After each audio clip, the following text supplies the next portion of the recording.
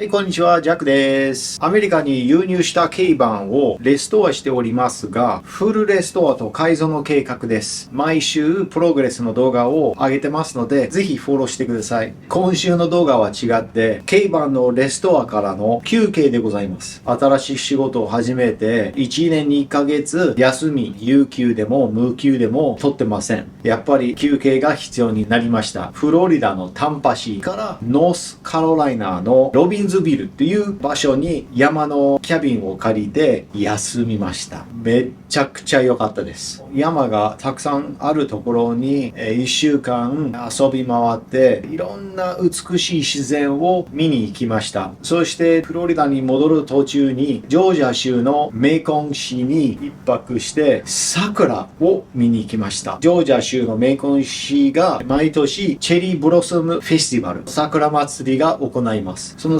桜の数がすごくて綺麗だし、最後日本の桜見たのがもう17年前、すんごく久しぶりでとっても綺麗だったということですので、今週の動画はベケーションの映像です。よかったらサムズアップボタンを押してください。それで軽バンのレストレーション興味あればぜひチャンネル登録もよろしくお願いします。では最後までご視聴ください。